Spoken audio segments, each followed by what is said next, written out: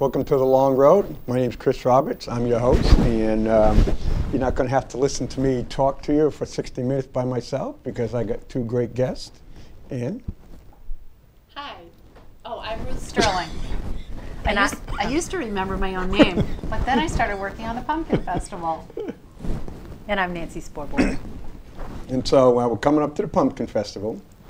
Big one. Still changes, and it's still evolving compared to what it was before.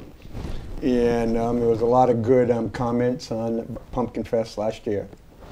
There were, some negatives because some underage drinking, but that's not Pumpkin Fest doesn't cause underage drinking. We have it all the time in Keene.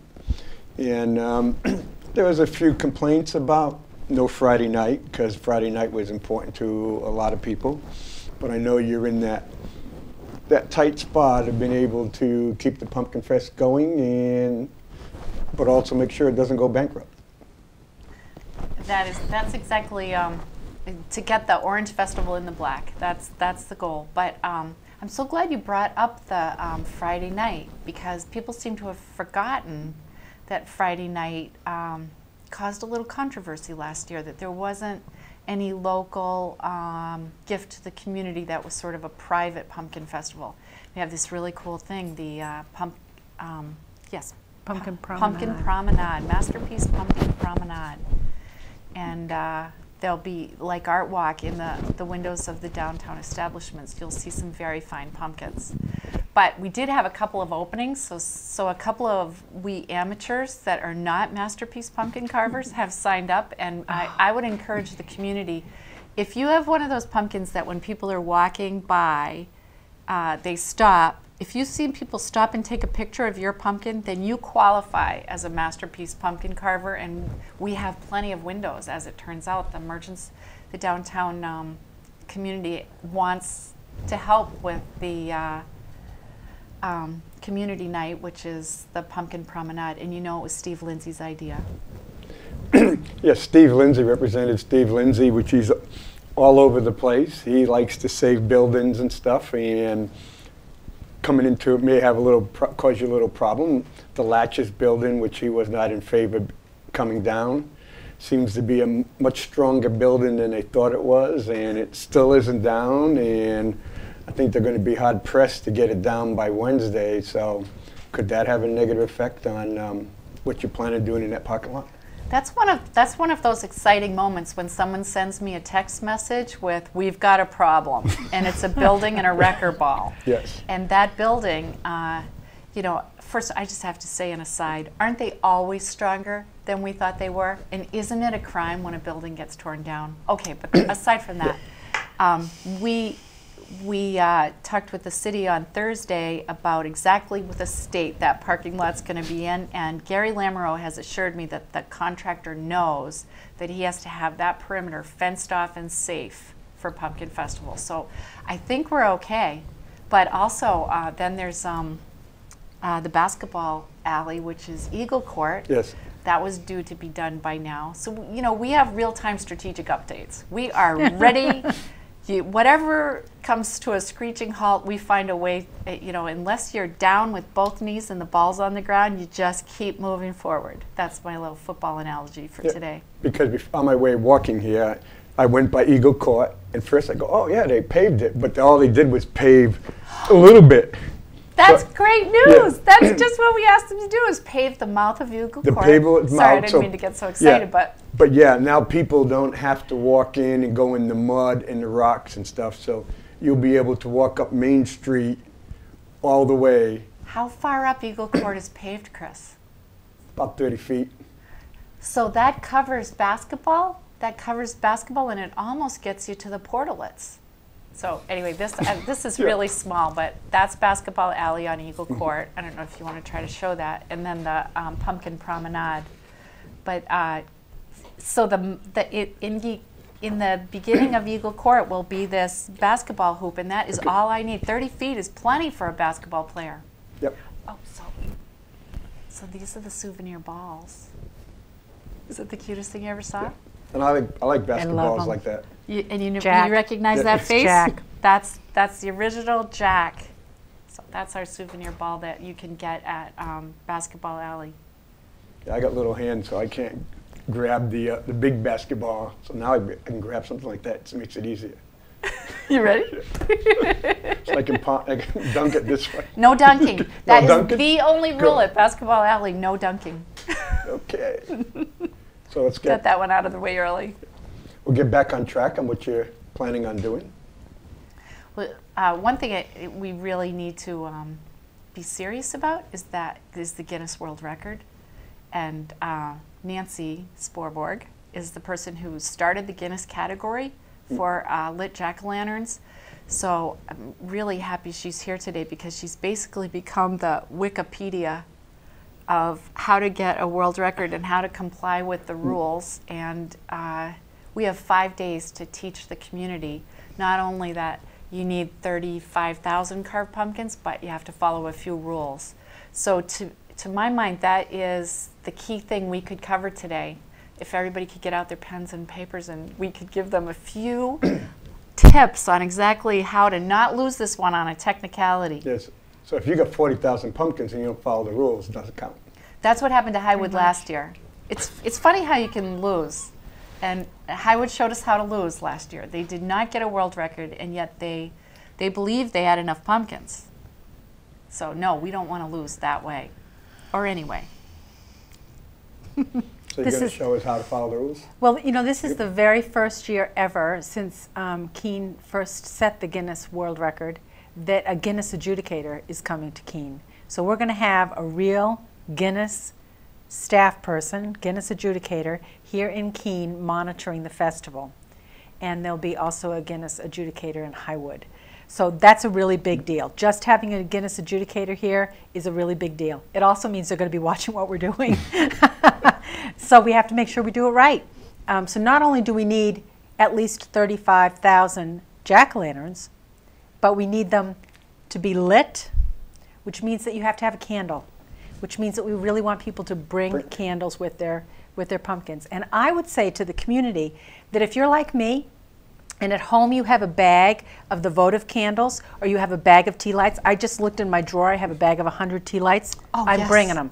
And I'm going to leave them at the welcome station. So I would encourage everybody in the entire community and beyond that to go in their drawers, to find their old tea lights, to find their old votive candles. Doesn't matter what color, doesn't matter what they smell like. Put them in a bag and bring them. Bring them for your pumpkin, and then leave any extras at the welcome station, because we know that people from out of town are going to come, and they're going to come without candles. So that's the first thing. You need a candle. The next thing is that the pumpkin has to be carved, and it can't just have a hole in it, unless it's an O. If it's an O, it can have a hole. The rules are just so scary. They are a little scary because it's going to be really hard. Guinness says that they have to be carved to a reasonable standard. And I wrote back to them and I said, well, you know, what's a reasonable standard? And they said it has to show that an effort has been made to make this into either a typical jack-o'-lantern, eyes, nose, mouth, or a specific design that is recognizable. So if I took 5 or 6 hours in really designing and painting the outside of my pumpkin, it doesn't count because it wouldn't be a jack-o'-lantern. No, you have to. It has to be carved. That would never have counted. Yeah, it has to be carved. Now, as far as I know, and I'm actually have a email out to Guinness now to make sure that, you know how a lot of people shave the pumpkins, they don't go all the way through, but is that the right word, shave? I do that, but you always put a couple holes in it anyway.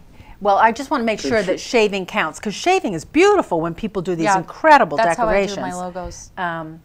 So it has to be carved. It has to be something recognizable. They will accept words, but they won't accept just a circle carved in a pumpkin, unless it's an O and it's a part of a word. And what they're trying to avoid is somebody just stabbing a pumpkin and saying that's carved, so that the record has some integrity in the future. They know that we're kind of crazy about pumpkins and that we're not going to do a slash job like that, but they said it's to help protect the record after we get it. Right. So you want it to, so even if it's a small child, you might want to touch it up a little bit or do something on the back. I think as long as they're eyes, nose, and mouth, I think we're good as long as there's an eyes, nose, and mouth, or even just eyes and mouth. I think that Guinness is going to count just about everything that looks like it's a face. They understand that little kids are carving because I did write to them about that. They understand there's going to be words. They understand there's going to be designs. So, you know, I think that Guinness is ready for our designs. I think that they're ready. But I think we want to make sure that you know, we're going to have Ruth is going to have carving stations at each of the welcome stations, which is way cool, Ruth. Way cool. Love that. Love the welcome centers. So people will be able to come, and if they haven't brought their pumpkin, which is kind of a no-no this year. Yeah. We are hoping that they will stay at the carving station and carve a pumpkin. And the idea there is don't just carve a circle, don't just carve a triangle, carve a pumpkin, carve a face, carve a name, carve something, so that it's something recognizable. So if you want to do a triangle, do an eye, circle for a nose, and a half moon for a mouth, and you get a pumpkin.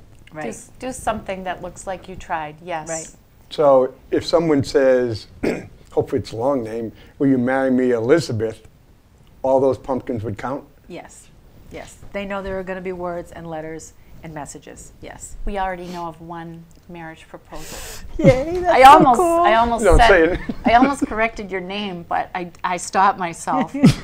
But yeah, there is one marriage proposal on the tower for sure. A lot of, and there's room on the tower. If you want to say something wonderful to the whole world, there's plenty of room to still go on pumpkinfestival.org and sign up for space on the tower.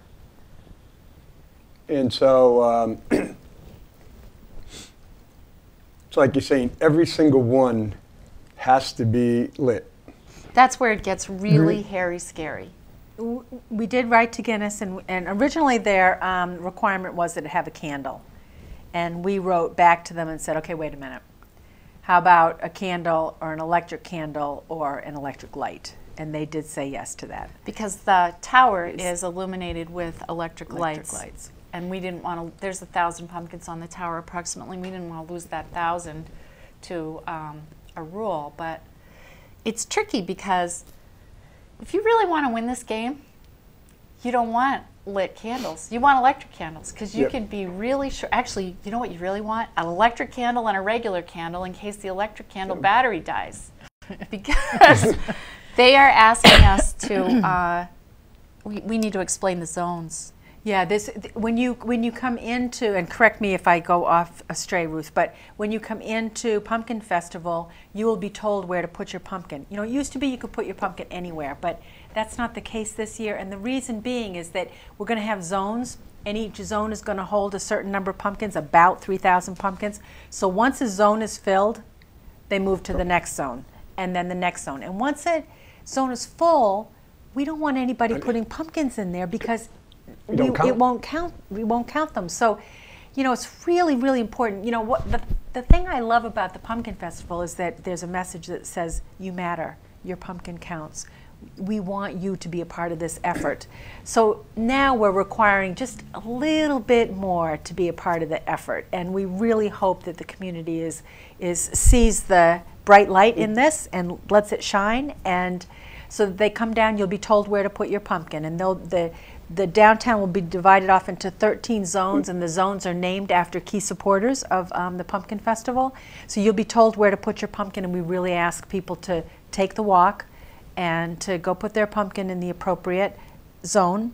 And there'll be zone managers in each zone that are responsible for counting those pumpkins. So they will count their pumpkins once their zone is full, and then at 6:50, you will hear a loud noise, a horn sound, which means that is actually the beginning of the official Guinness attempt.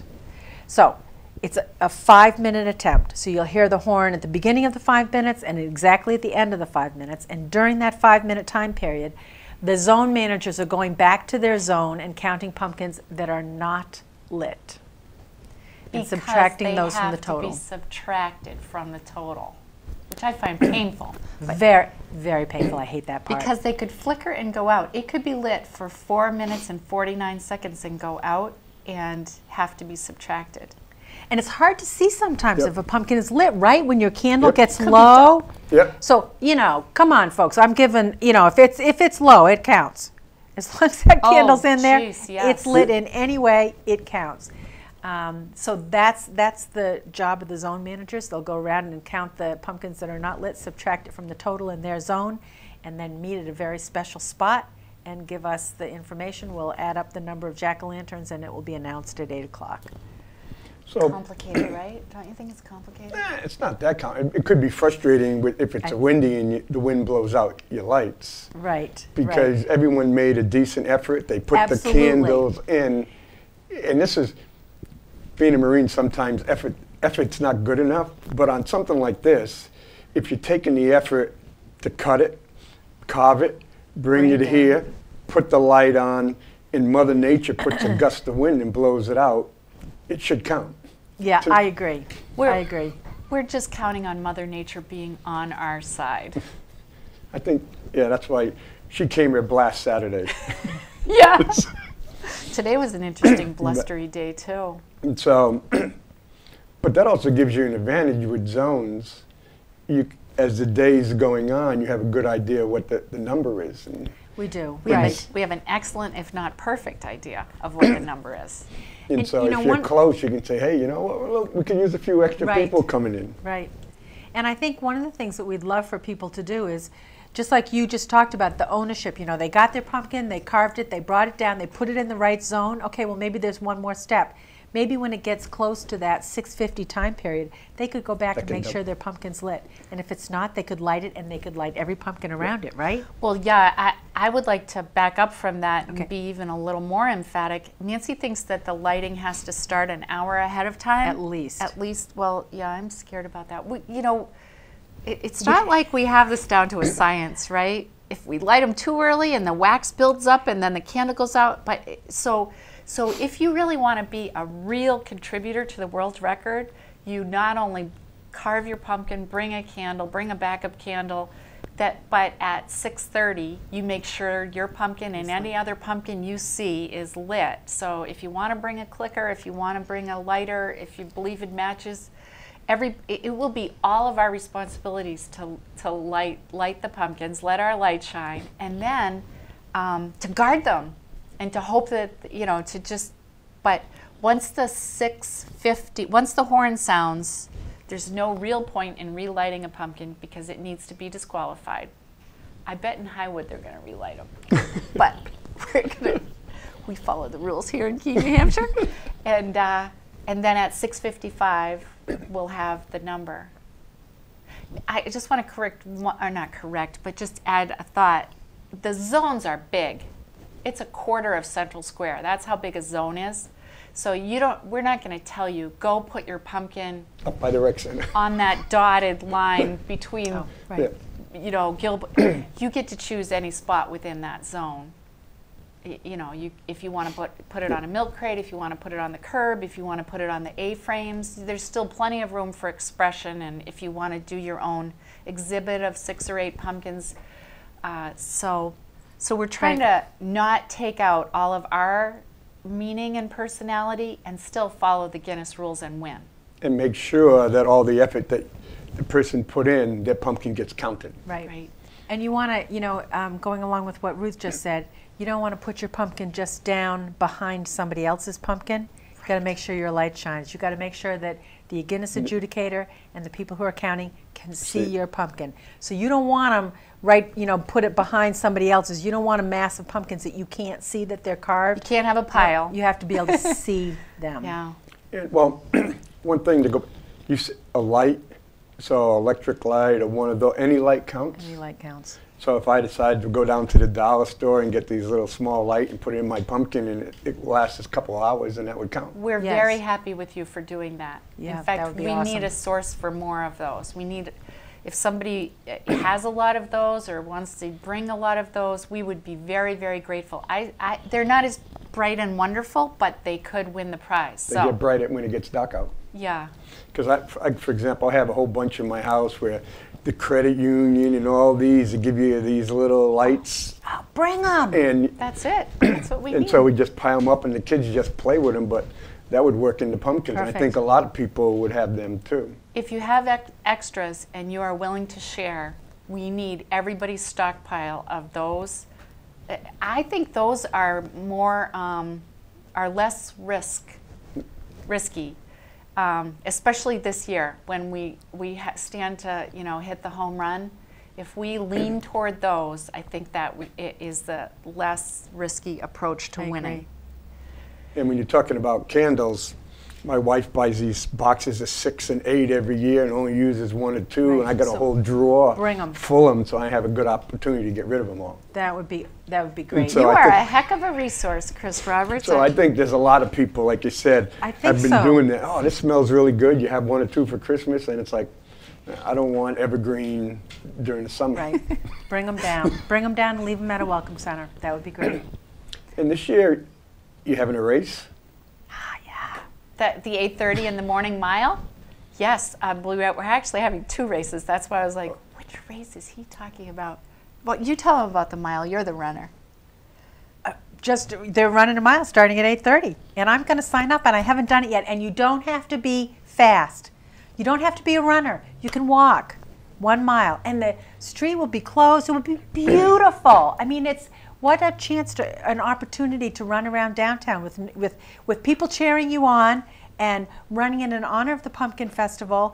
And I think this is the very first year that they've ever had a race, which is awesome. So Which is basically, sign up. it's a community social event more than a Yes. race. Yes. Plus, yeah. we are hoping that people will wear the race shirt, which is Jack. And so that if you're watching the race come toward you, you will see a sea of jack-o'-lanterns running down a clean, clear Main Street with the pumpkin tower in the back. It should be a spectacle like nothing we've ever seen. It should be great. And Ted McGreer is responsible for bringing that activity and pushing it through, even though we kept saying, and then Market Mamage sponsored it, and Chris Bernier is running it. So, I mean, there are people involved in every level of the Pumpkin Festival all over the place. It's just an amazing effort this When you year. talk about Ted, the community would be so lost without all the time and effort that Ted puts in. He really It's a believes in his wonderful community. gift to the community. I just heard the radio ad that he and Luca have recorded today about, oh gosh, how does it go? No pumpkin left behind. No, let it shine. No pumpkin left behind. Let it shine. And he does this cheerleading thing, and he wants to keep his pom-poms, and they go back and forth. It's just a riot. And Ted gave his billboard on 101 for the message of the nation's watching, your pumpkin counts. It's just been a really exciting. They came in with a whole new wave of enthusiasm and energy when we had our noses down working on all the little brass tacks. It's been a joy to watch what they come up with. It's pretty funny, pretty great. They're in the schools with this no pumpkin left behind. We're gonna let it shine. That's how it goes. No pumpkin left behind. We're gonna let it shine. And so this year, I thought it was successful last year. All the food vendors are going to be in the same place? There were successes last year, and what there really was last year was promise that with some more refinements we could get it right. And so it's a food and craft court. The crafters that were over on the Gilbo side near Where the wrecking ball is? Lindy's, where the right next to the broken down building wrecking ball, right. It's a very organized food and craft court where you'll be able to enjoy foods and crafts, and they're sort of consolidated, but you'll also not be stuck in really long, it's carefully managed traffic flow and propane usage flow. The fire captain, Gary Lafreniere, Spanky, he likes to, he lets us call him Spanky. I don't understand why, but it's very nice of him. We worked really hard to develop a plan that he felt comfortable with. He thought last year got too congested and wouldn't sign off on it in that shape. So yes, it's going to be great, and it's full. Both the food and the craft bins. Booths are completely full, which shows how excited people are that this is going to be a real hit this year. Because it made quite a bit of money. I think the 100-night shelter got pretty close to $4,000, and that was their first time, and quite a few people made money. average earnings is over $3,000. Their First Nights is having a pig roast. That's one of the last people who joined the food court, and that's unusual. We have a lot of cheeseburgers and hot dogs and fried dough, but we also have some really interesting, cool stuff. And there are some vegetarian options and some healthy foods. And there's a big emphasis on local foods. And I have a breaking story for you that no one knows about yet, which is that we've found a way to get the farmers market at Keene Pumpkin Festival. The farmers are displaced by the festival, Yep. which is wrong on many levels. This is a harvest festival. Every pumpkin was grown by a farmer, I think. I think that's a safe statement. Am I right? Yeah. Yeah. So to say, farmers, you're here all year or all season, get out of the way for the pumpkin festival has really bothered me. And last year we tried and it fell through at the last minute. But this year, the very first booth as you enter where the farmers market's always, so what's that, the Commercial Street lot where they always are? Yeah. That will be a farmers like collective. A bunch of the farmers are organized in there to sell their produce and their products, and we're pretty excited that that came together. They have two booths, 38 and 28. They're kitty corner from each other, but we're working out a place so that if local people who are upset that they can't get produce on Saturday, this Saturday, they're going to come to the farmers market via the come into Main Street from the west. So, right? Yep. Is that right? And the Hunter North security people will direct them to a 15-minute parking place, and they can park, go to the farmers market, get what they want, and then come back later and park for the festival. But there's going to be vegetables, and I couldn't be prouder of that. Actually, my son was responsible for negotiating that. He calls himself a food activist. He believes in local and table, and he also thought it was tragic that our farmers were not thanked, honored, and accommodated at their very own real estate. Where So anyway, we're very excited about that, and it just really happened. We just were able to get the right tents for them, and the space, and so Sunday night. What day is it? Last night. It just happened. So farmers market, for the first time that I know of, will be a wonderful presence at Keene Pumpkin Festival. That's a real triumph for all of us. Yay. So for all these years, So happy. all these years, the Pumpkin Fest, all you had was a fruit. Now you have the vegetables. Most people don't Including understand me, that. obviously. No, no. Including me. I don't know the difference between a fruit and a vegetable. If you produce seeds inside. Oh, really? Yeah. So cucumbers are fruits? Cucumbers and tomatoes and pumpkins are fruits. Peppers? Peppers are fruits too. I don't like this rule. No one will ever understand this rule. This I is know. like the Guinness rules. Yeah. No.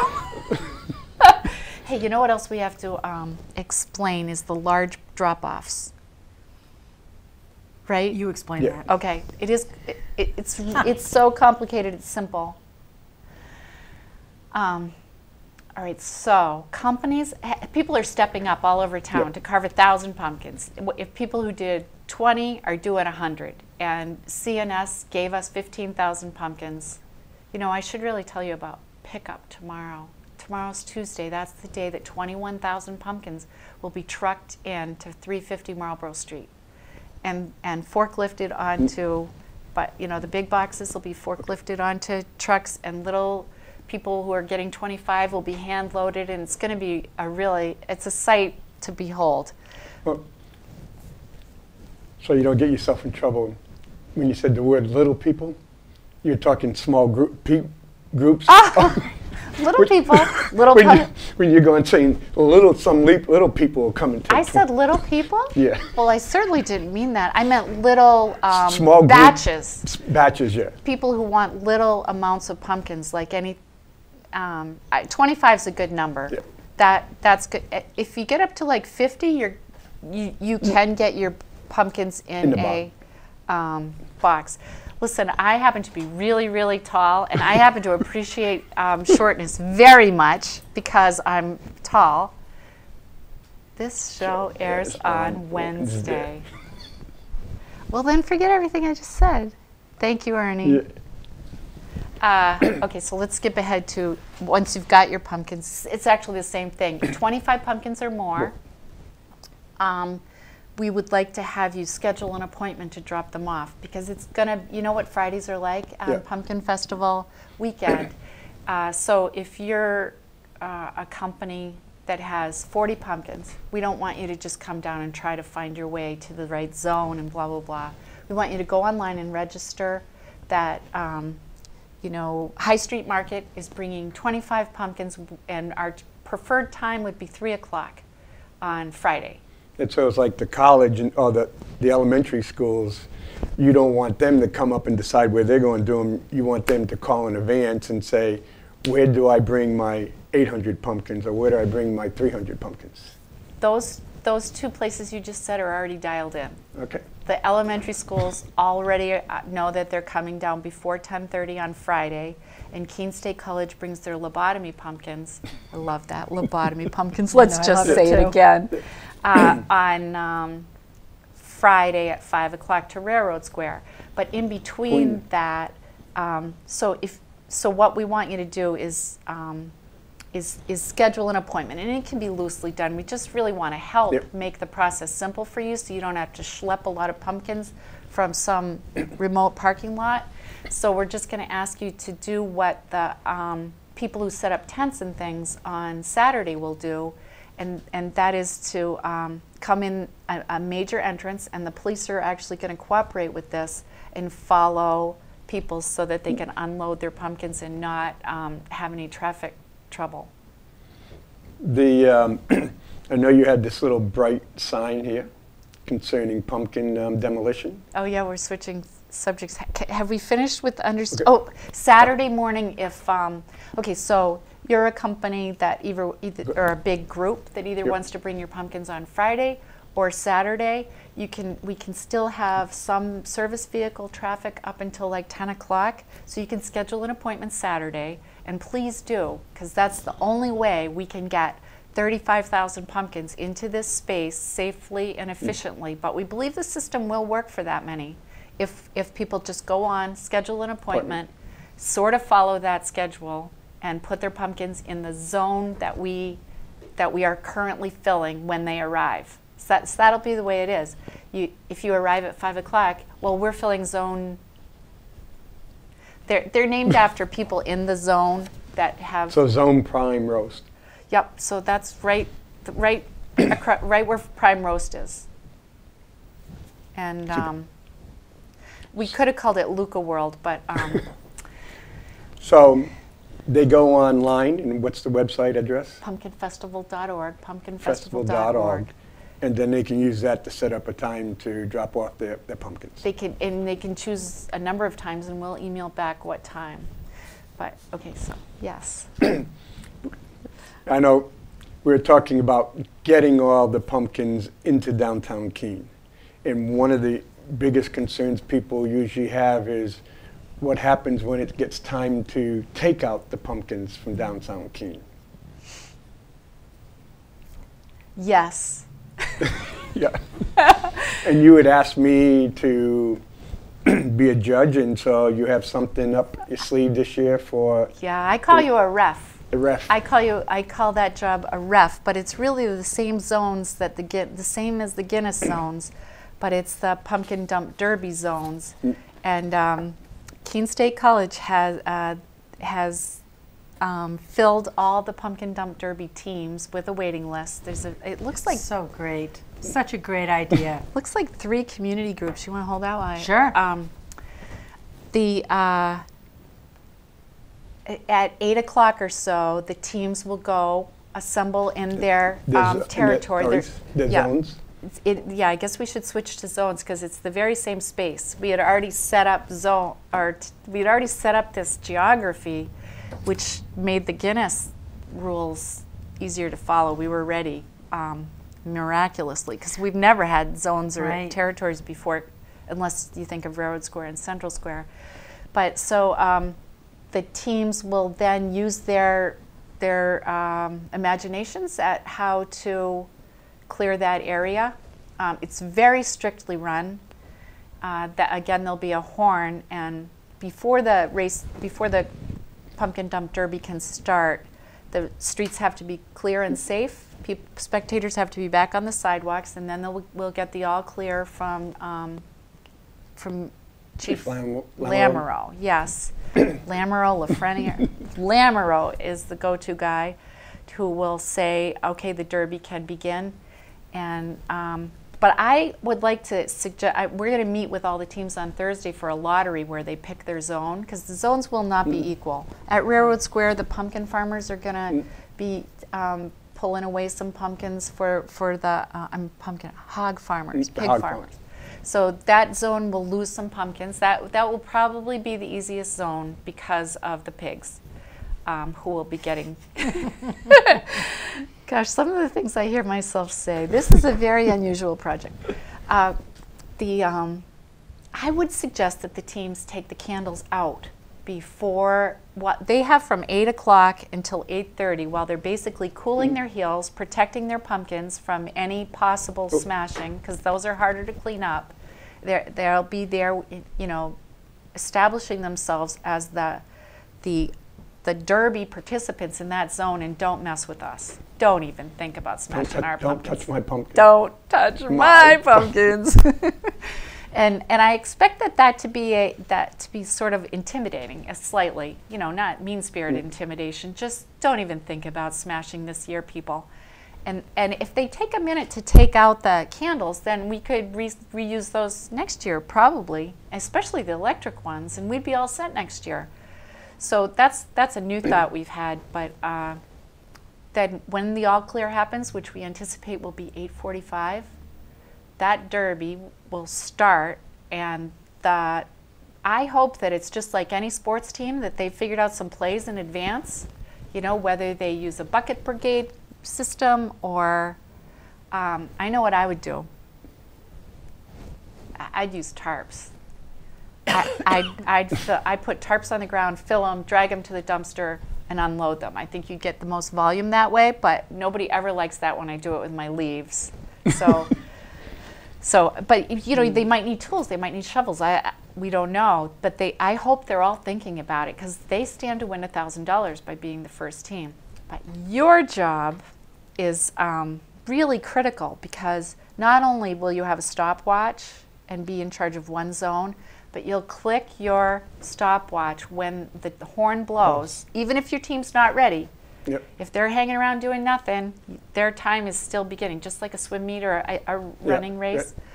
Yep. And when you determine that their area is clear, I'm not talking perfect, but you know what our citizens expect of our downtown area? Pretty darn close to perfect. That's when you click the watch again. And you don't need to say anything to anybody. You don't need to do, I mean, you need to tell them, you're done. Yeah. This zone has been declared clear. If you screw up, you're responsible for the remaining pumpkins that you told them, because you told them they're done.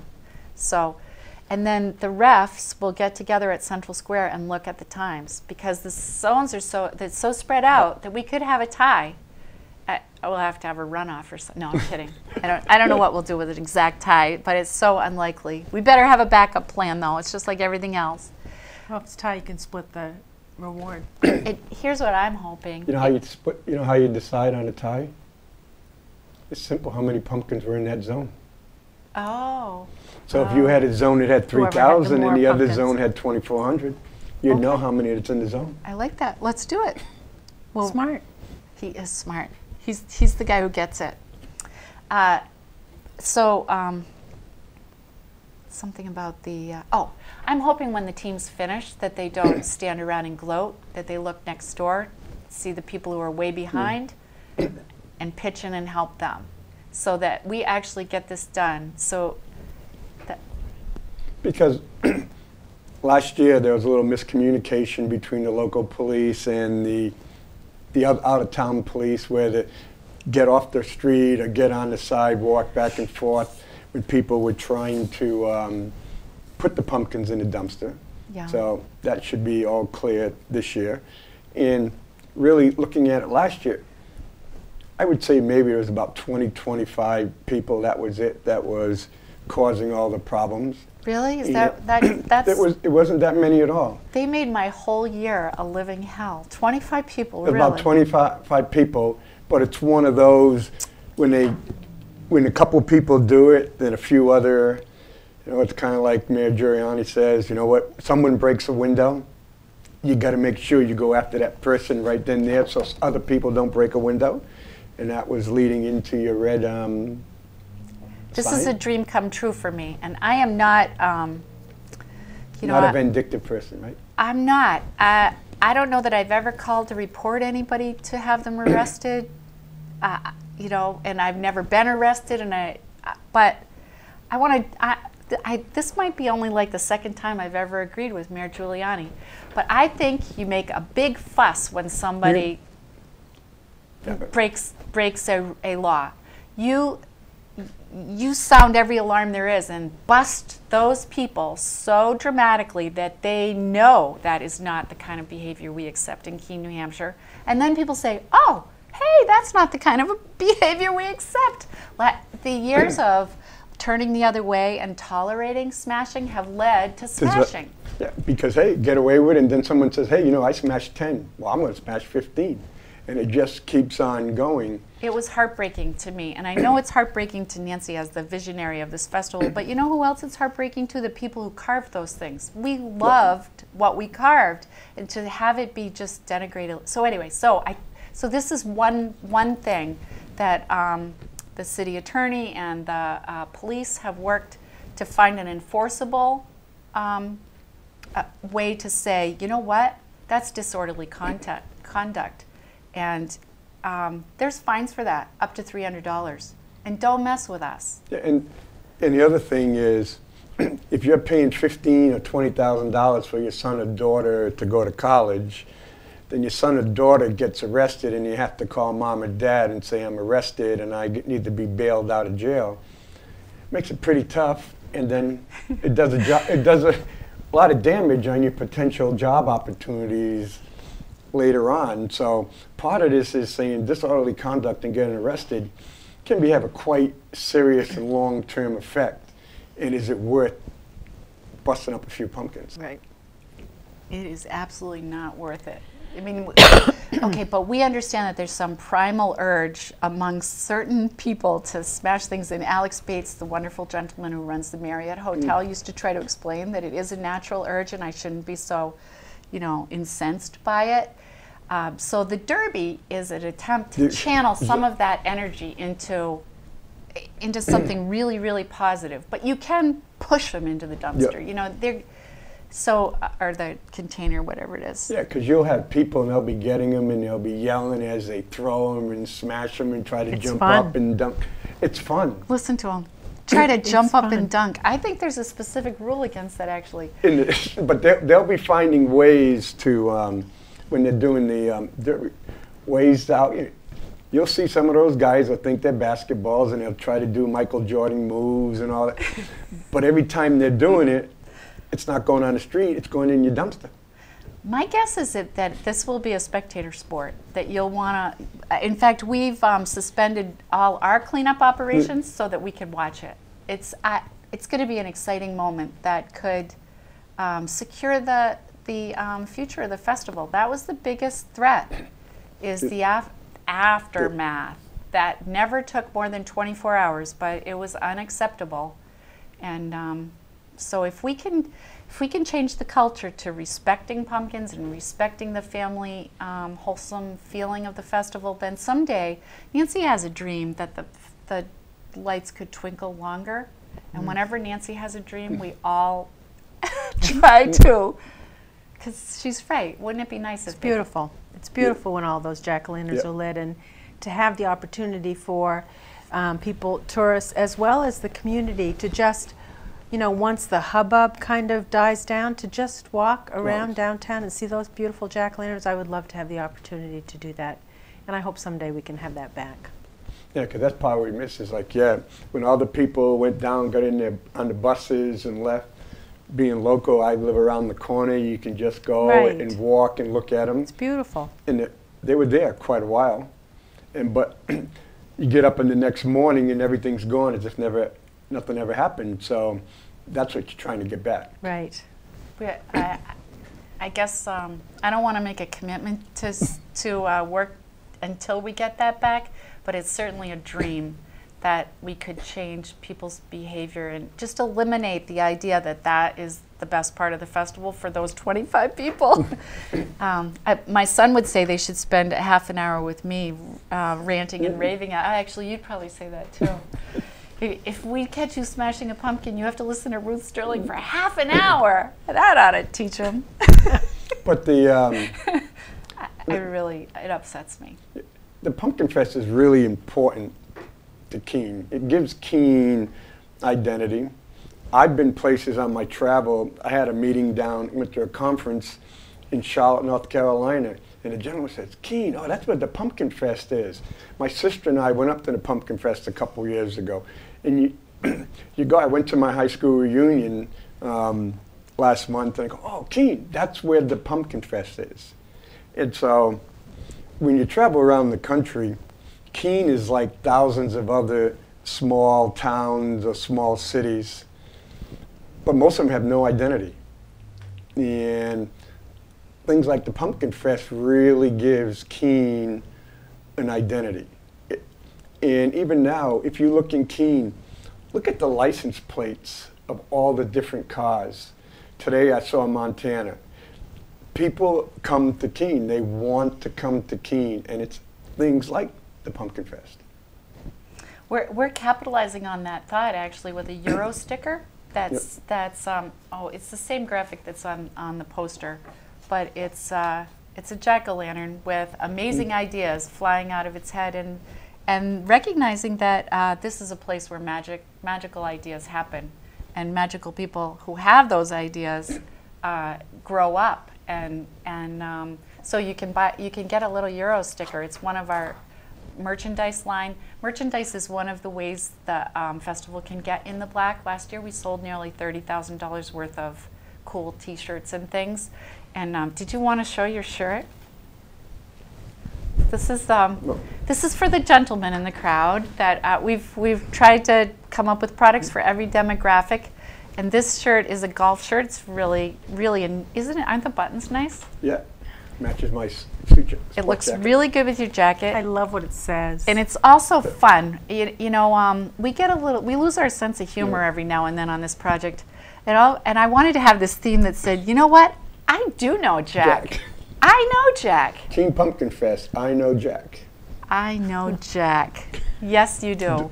And we were going to have a poster that said, if you're not looking forward to Keene Pumpkin Festival, you probably don't know Jack. Come on down and meet Jack and 30,000 of his friends. And then you too will see the magic of Keene's Pumpkin Festival. That's great. And then you'll know Jack and you can have a shirt. So there's a bunch of other merchandise. There's a really cute little onesie that says, this little light of mine, I'm going to let it shine, that was designed for Nancy's first grandchild. We have a number of those in 2 sizes. And the other really cool thing is cards, a deck of cards. But it's not just any deck of cards. It's for playing Slapjack. I happen to be a Slapjack champion. From when I was a lifeguard and it would rain, we would all play Slapjack, and there's a technique to it. Whether you can be really, really good at Slapjack, so we're trying to bring back wholesome things like Slapjack games for kids to do, video games, all that. We keep hearing there's nothing for kids to do. Well, that just kills me because, they have eyes.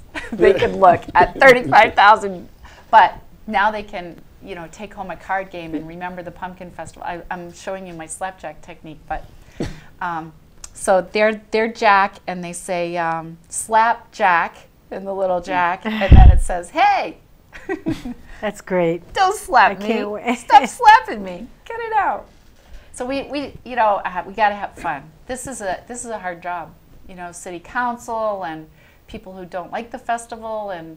There are some people that don't like the festival. I know. It's terrible. I just feel their pain. I know where I want to fix everything, really. And I think that I said this before, but criticism is the very best market research.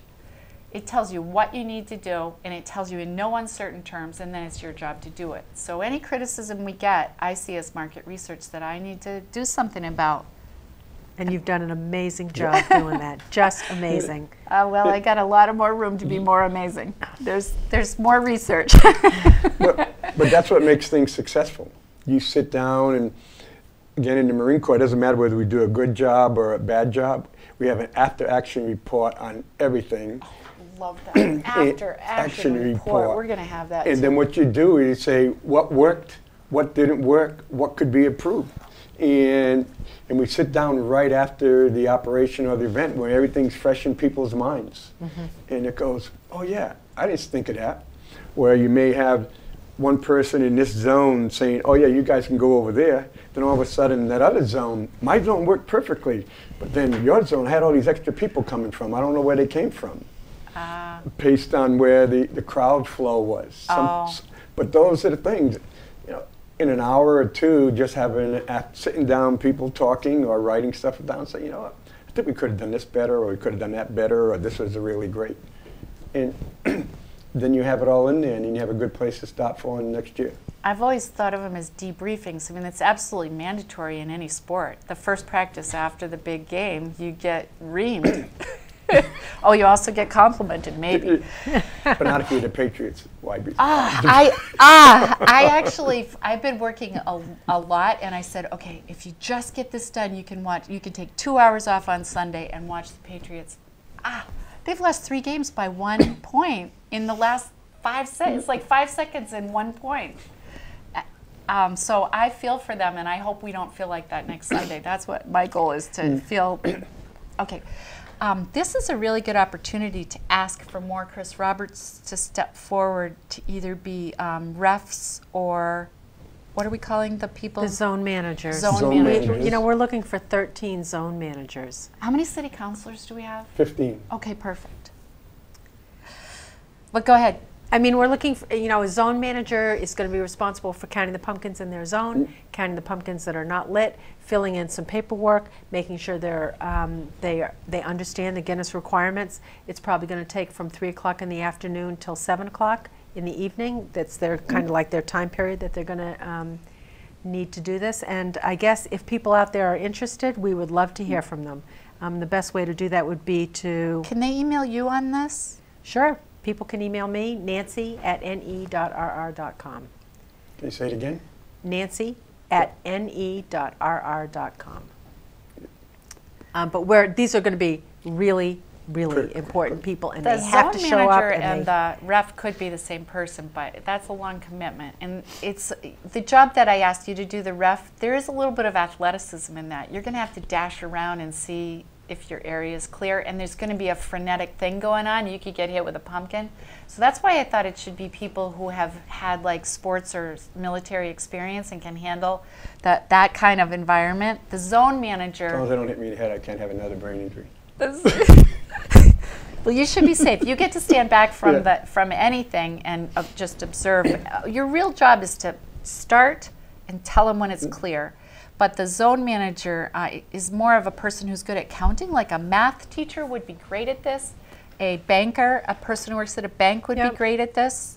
A low-key person that's unflappable, that's just gonna look and count, and actually someone with really bad eyesight would be good, because the last thing in the world we want is to notice an unlit pumpkin. So bad eyesight is a great criteria for a zone manager, but we do need to wrestle up these people by, Nancy wants to train them. As soon as possible. When would you, oh, you're going to meet them at 3 and teach them the job. Well, that's one possibility. Depends if we can get people soon enough, we'll have a little training. But it's not going to be a difficult job. It's just going to be, they got to do it precisely the right way. And we'll have paperwork for them. And see, like I told you, these shows are never hard. We're just about finished. We're in the last minute. You guys both did a great job, and you need to be congratulated for all the work and time and effort you put into it. It's not an easy job. People it's really Ruth. She's incredible. A lot of people have no idea the time commitment and the frustration. And see, it's not surprising you have you have hair. You know, you could be easy like me because yeah, sometimes you plan and everything's supposed to go right, and all of a sudden things change just like that. Oh, the list of things that have fallen apart is so funny. I mean, the stories are just so funny. Things that are all set and then crash. Just like that. And then wait, we're not down. We can pick that ball up and keep going. And so we could have a whole show on stories about things that almost didn't happen but did. So never give up. this is the end of our show, and so instead of me telling you I'll see you on the long road, I'll see you at the Pumpkin Fest. Be there, have a good time, and maybe you get to know Jack.